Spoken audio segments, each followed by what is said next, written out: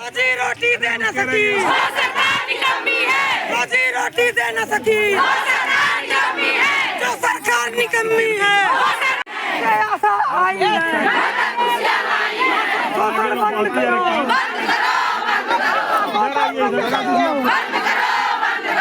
शोषण बंद करो, शोषण बंद करो। लाइन बना पूरा वो बनाना ताकि कवरेज बढ़िया से मिले। पीछे और कैसा मरिया माफी मांगो, कैसा मरिया माफी मांगो, कैसा मरिया माफी मांगो, आशाओं का अपमान, आशाओं का अपमान, आशाओं का अपमान, कैसा मरिया माफी मांगो,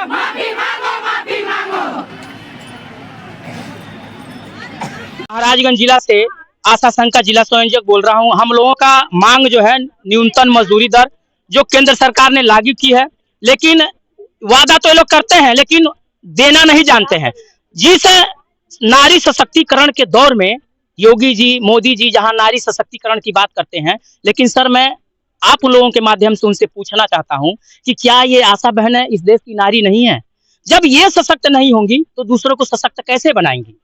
आप ये बताइए, 2000 रुपए केंद्र और 1500 रुपए राज्य बजट, मात्र 3500 रुपए में इनको 24 घंटा घुमाया जाता है, चाहे वो सर्दी हो, वर्षा हो, गर्मी, किसी भी मौसम में जच्चा बच्चा जननी सुरक्षा का सारा जिम्मेदारी इनके कांधों पे है। यहाँ तक काला ज्वर, पीला ज्वर, काला ज्वर, पीला ज्वर, जितने भी प्रकार की स्वास्थ्य विभाग के रीढ़ की हड्डी कही जाने वाले इन आशाओं बहनों का जमीनी स्तर पर किसी भी प्रकार का कोई मानदेय इनको घुमाया जाता। और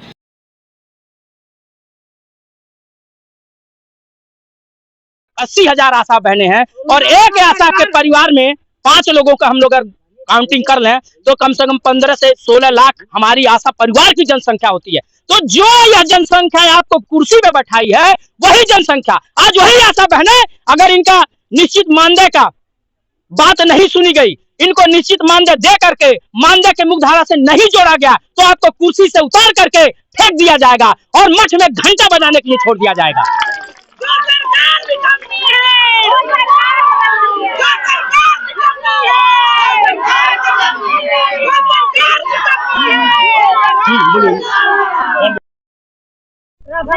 नाम क्या आपका? सुधा सिंह सर, मैं टौड़ी राम ब्लॉक की आशा कार्यकर्ती हूँ। आपकी क्या मांग है? जी सर, राज्य कर्मचारी का दर्जा दिया जाए, कम से कम 30,000 रुपए का मानदेय बनाया जाए। ये जो टुकड़ों में दी जा रही है उससे हम लोग को मुक्त किया जाए,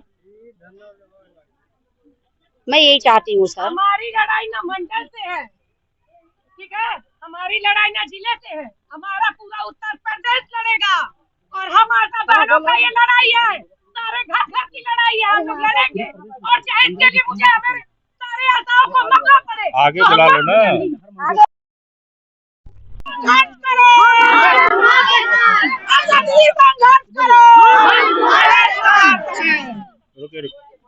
हमारा 2006 से नियुक्ति हुई है आशाओं में, ठीक, 2006 से नियुक्ति हुई है सारी आशाओं का, और बूढ़े से बुजुर्ग से जवान से सारी आशाएं अपने घर को छोड़ के निकली हुई, चाहे 12 बजे रात हो चाहे 2 बजे रात हो, अच्छा नहीं कर पा रही है।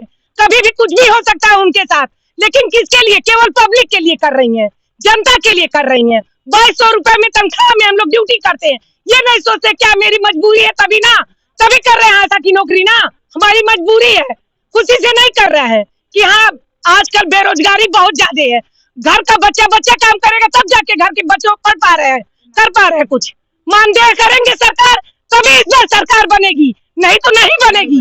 हर आशाएं वोट नहीं देंगी, हर एक आशाएं वोट नहीं देंगी, नहीं देंगी, नहीं देंगी, इस सरकार को हम लोग उतार के रहेंगे। हम चढ़ा सकते हैं कुर्सी पे तो हम गिरा भी सकते हैं, इतना पावर हम लोग के अंदर है। मैं केशव प्रसाद मौर्य से ये पूछनी चाहती हूँ कि क्या उनका परिवार 2000 में चलता है? अगर नहीं चलता है तो कहाँ से लाते हैं पैसा अपने घर चलाने के लिए? क्यों आशा को अपमानित किए? उनको कुर्सी छोड़ना पड़ेगा 2027 में, हम लोग पूरा जी जान लगा लेंगे उनको कुर्सी से उतारने के लिए। अपनी पत्नी के कमाई खाते हैं केशव प्रसाद मौर्य कहे हैं ये चीजें कि क्या तुम्हारा पति 2000 कमाता है, तुम्हारी कमाई खाता है? केशव मौर्य है केशव मौर्य है। शर्म करो शर्म करो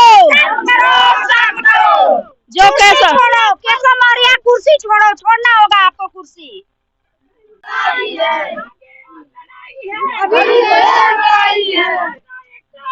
विमला हाँ आई है फोन कीजिए विमला आशा जी